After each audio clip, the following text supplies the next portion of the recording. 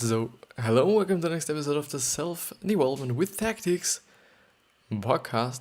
And today, I do not know what we are going to discuss because I will just go through with you. I'm do a little bit stressed because I do have to go to the train again in... Oh, fuck. I just remember that I did want to shower before I go to the train. But never mind. But an actual great thing I've seen is that I could actually let my podcast episodes be sponsored. Because I do up to now have 770 plays in total of all my podcasts, which is, a pretty big amount of clicks at my point of view. Yeah, you can't compare it with, I don't know, Gary Vee's audio experience or Tony Robbins' podcast, but for me it's such a lot, and so they do now gave me the opportunity to make sponsored sponsored roles also during the episode, which is but a little bit bad for me because they only have quite the service for America and Canada, and because I'm not in these countries and my bank konto, so my bank is also not in these countries, which then means that I think with the payout it wouldn't work. And especially you then get, as I remember, I think it was $15 for 1,000 clicks. So CPM, which is clicks per... It's not... I think, yeah, it's clicks per mile, which means clicks per 1,000 visitors or 1,000 watchers or 1,000 listeners. Because the mile is, I think, Latin and is 1,000 in Latin. So as easy as I could say it. So yeah, it's actually a great opportunity for me to just see that, it doesn't take too long to really monetize your passion or monetize your side hustle. I could definitely just do it right now. And if I do it quite, in every single episode, one before every single episode, so just before the episode begins, or just during the episodes as well, so I could basically do as much mid-rolls or as much ads as I want to, and for me, but it will definitely then just come up to who the sponsor is. I do really not want to sponsor somebody or something I'm not quite, I wouldn't suggest to you. Never ever. Because I think, this is my thing, and I do not want to destroy my thing with some just really shitty ads because I do only want the money. The thing is, I do now got 770 clicks or listens or plays, as they say it, with 94 episodes. So this is the 95th episode actually. The thing is, if you just calculate it with, per 1,000 plays, I do get $20 or something. Then I could basically just, put in sponsorship now on every single episode I've made, and then if they get clicks, so the thing is, what I'm just asking myself is, if I get the money for one sponsorship or if I get them in total, which means that for me, if I would theoretically put a sponsorship in every single episode I've made, I would get my $20 in 300 plays, which I definitely, or I think I will achieve in the next month, because my statistics got really up, and I hope this will just continue, which would probably, or better said theoretically, be the case, because everything is exponentially growing, because I do, I put out episodes every single day, but I do have episodes already, which means that they will just generate plays, and all the new ones also generate plays, which means that this is an unlimited source of plays basically, because you can watch it or listen to it multiple times and so on. So this is actually a great thing, and I do suggest you to do it because you just only have to speak, and you can also speak in your mother tongue, which is for me not the case, because I do thought like, yeah, first of all, I like the English language. Second of all, most of the information you get online is in English, which then means for me, or just meant for me, that I should be able to speak English pretty good and understand it as well, because this would be just an advantage for me in my whole life and in my career, and especially for myself. And I do like the language, if I haven't said it before. I probably like it more than German, because German is so complicated and I do spelling mistakes all the fucking time. The funny thing about German is that it is so fucking, such a fucking tough or hard language, you know. The words just sound so impacting, and the phrases and all these things, which is just pretty funny to see that some languages sound just cute maybe, and some languages like German are just so hard and so fucking like tough and hard, or whatever you want to call it. But let's actually see, and I hope that the powermoves.com website is working today. And let's actually see what body language, I've written it wrong, yeah. Body language, book summary. And I do want to eat something as well before I go. So I do have time to 50, so I'll probably make it 35 minute episode, because it's actually the second one. I do want to keep up longer episodes, because at my point of view, for YouTube, it's not that good to have so long episodes all the time. And I've been thinking about, like splitting up every episode in, several parts. But the thing is, they all just stick together, and they all are meant to be together. The good thing about, just really cutting everything up is creating more content. I get more uploads, way more uploads. I could just split a 15-minute episode in 10-minute pieces and then put them up, and I do, get 10 pieces or 10 uploads out of one upload, actually. But let's see. The funny thing about this one is that if you just type in a book summary and you get to the powermoves.com website, you are always able to look at this article or just read through it, which is not the case if you just regularly search on the page itself, because then they say, you have to subscribe, because for me it makes sense. They just put a lot of energy into it, and so and you get a lot out of it. And it's, I think, only $25, so it's not that much. For me it's incredibly much, because I do not spend my money for anything. Totally nothing but something to eat, because when I'm in school I do have to get lunch. I was thinking about just taking a lot of lunch with me all the time, but carrying around all the stuff is something I do not particularly like. But the Definitive Book of Body Language is an endless well of information on how to read and decode body language. This book is by Alan Pease and Barbara Pease, so it seems to be a couple, I guess. And it is published in July 21st, 2016. And I've been going through this book in my leisure time as well, or before, and it's definitely a pretty great book. They just, provide such a lot of information.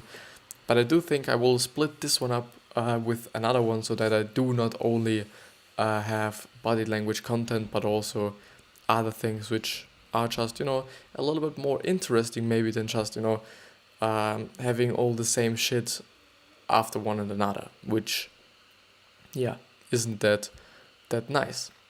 But let's go to the bullet summary. Cultural differences are becoming less and less relevant in globalized world.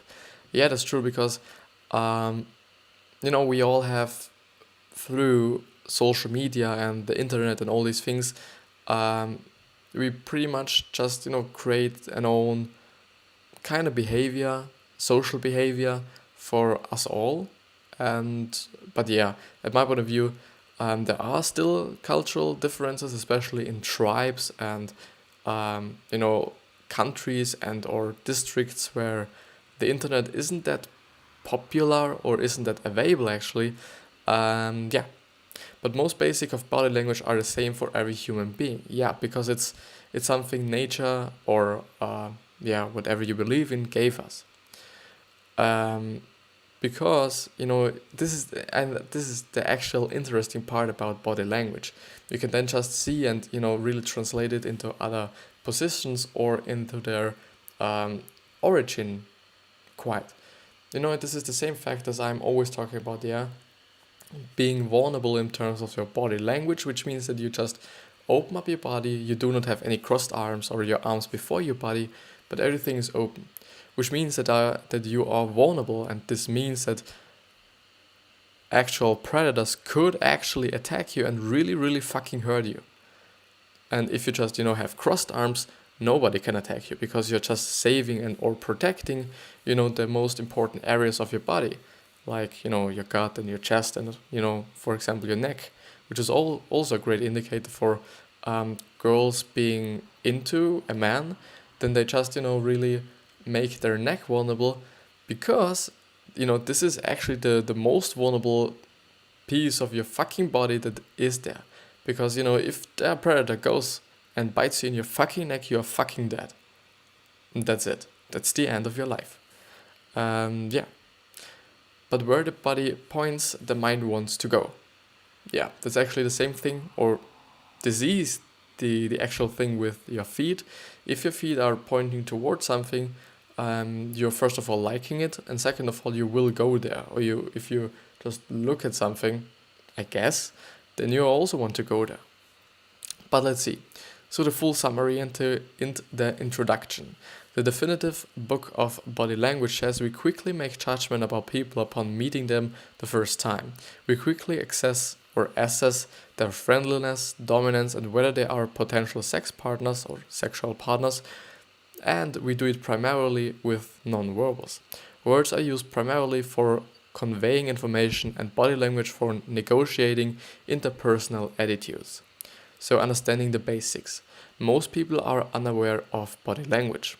Barbara and LMPs say that most people are unaware of the body language signals they send out. LMPs makes the example of Australian's Prime Minister Bob Hawke, or whatever, as he spoke about politicians' salary compared to executives. He said politicians' salaries had increased less than executives' salaries, but his hands were always farther apart when talking about politicians, underlying that he actually believed politicians were getting it better. Which is actually another thing that they say in the book, and I do really just kind of do not want to spoil it, but if you do have open palms, this indicates honesty. So if you would speak about, politicians' salary isn't that high, with closed palms, he would probably be lying. And people who lie do often not just, make any gestures or gestures or whatever. And which was incredible for me to then just see that Gary Vee always speaks with such big and open hands. And I think that's on purpose, because he then actually just, really emphasizes his honesty he's putting into his speeches and in general in what he is saying or talking about, which is, incredible thing if you just, then, know a little bit about body language. So I do not know that much. I know a little bit because it is interesting, and then can actually, first of all, use it, which is the best part of it, and second of all, analyze other people and see why and what they are doing, Women are better. The definitive book of body language quotes an experiment showing movie scenes with the sound off showed that women read the situation accurately 87% of the time versus men's 42%, which is just a really big difference. So female intuition is particularly evident in women who have raised children and men in nurturing occupations such as artistic types, actors, or nursing did almost as good as women. Gay men also scored well, which is interesting. Women are mentally wired to to do better than men. MRI scans show that women have 14 to 16 areas of the brain to evaluate non-verbal behavior, while men have 4 to 6. But I think it doesn't mean that men couldn't probably just, increase that amount of areas. I think because your brain is evolving actually, and I think there are ways, as well as meditating can just, which is shown by monks who, pretty much meditate all day long. Scientists have shown that their brain is a little bit different than the brain of just a normal human being, because they actually have, and I do not remember it so correctly, but certain areas are just bigger, and certain areas are smaller. And I think so most of the time negative parts of the brain, or things that just control negative, I think it was feelings or whatever, are just much smaller than in a normal brain. Inborn, genetic, or cultural. I fully agree with Barbara and LMPs when they say cultural differences are many, but the basic signals are the same everywhere. Sneering is a universal sign because it shows the teeth. The shoulder shrug, as well as it raises the shoulder to protect the throat, shows the palm and raises the eyebrow, which is universal submissive greeting. Yeah. The 3 rules for accurate reading. Reading clusters. Never interpreted a gesture in isolation of other gestures or the overall circumstance. Totally true, because I think people who are just feared at a certain point of time are just moving differently than people who are just happy and so on. Looking for congruence. When verbal and non-verbal channels are incongruent, people, especially women, rely on non-verbal. Reading context. One might just be cold and not defensive in winter. Yeah, this is probably what I meant before. A woman in a skirt will look less approachable if she's wearing a mini skirt, but it's just because she can't open her legs. Yeah, this is definitely a factor. But the thing is, you do just really create your own emotions. And now I really get what Tony Robbins meant, because he always says that, emotions are created by motions, which means that, if you move or sit a certain way, you have certain amount of feelings or certain feelings just. Which I think I was quite thinking about it, like, is this actually true? Do I think the same way? And I wasn't quite sure about it. The thing is, if you sit straight, just really go straight and, have a really wide open chest and everything is quite vulnerable, you definitely feel more confident. Because maybe you just tell your brain to be confident, or the other way around. But the thing is, if you do just have a miniskirt on and you can't just put the legs you want them to be, or a better example is if somebody is crossing their arms because of they just then get into a defensive mood. The thing is that it then doesn't quite matter. I'm just thinking a little bit. It then just doesn't quite matter if you wanted it to do or you just did it. The thing is, you can do it first of all just because you are defensive and then you cross your arms, or you cross your arms and then get defensive. Because if you just give a person who is just crossing their arms something to hold it, they just move out of this defensive mood and this defensive situation because their arms aren't crossed anymore.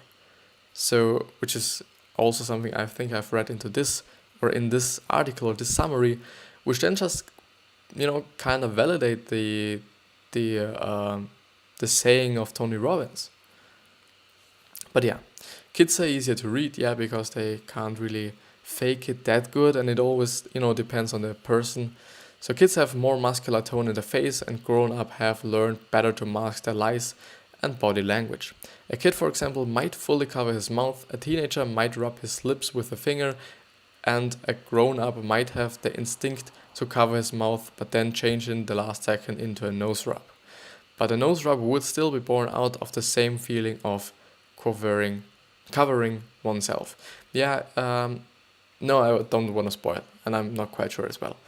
Can you fake it? Probably yes. So I was surprised Barbara and LNP say the general question to this answer is no.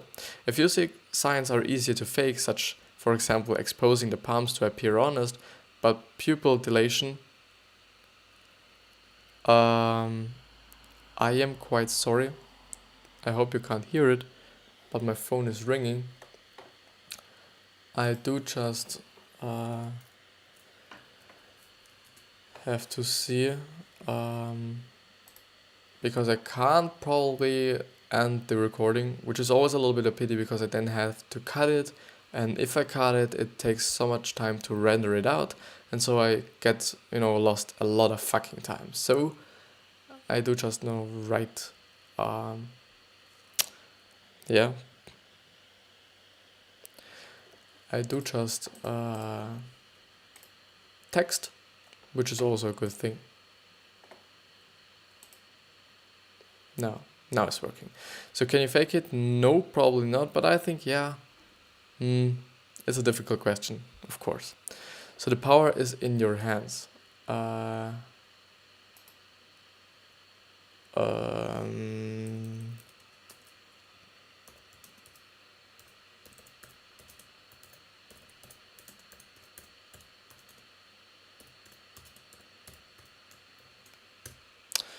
The power is in your hands. So this topic or this chapter will be about your hands, obviously. How to detect openness. Barbara and LNP say that when we want to be open or honest, we will often hold one or both palms out. Similarly, when people begin to open up or start being honest, they'll likely expose their palms. When we are hiding something, the tendency is to hide the palms. A man who doesn't want to talk about his night out with the boys might put his hands into his pockets. Men who don't want to take part in the conversation also tend to put their hands in their pockets. Women instead prefer to look busy as they lie. Okay. So when we, I've read that one. So law of cause and effect.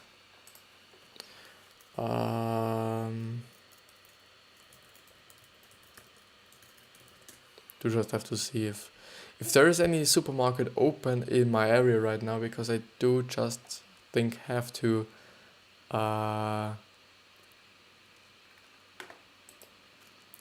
do just think I have to, yeah, fuck. It's a little bit bad because everything is closing at 6 p.m. and it is 6 p.m. which is not good for me, because this would mean that I am pretty fucking stressed right now.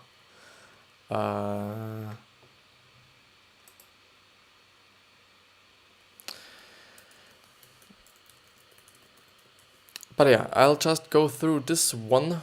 Do have to see what the time is saying, because I do actually not want to upload such a short one for today. But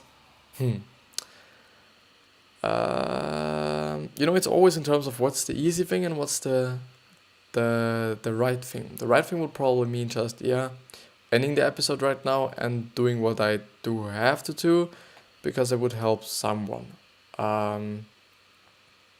Which is just a thing that I'm doing, and if there's something that might be bad for it, people will just need this episode. So I wish you have a wonderful day, and I wish everything is good at your place. I wish you nothing more than fucking happiness in your entire life, and I'll see you the next time.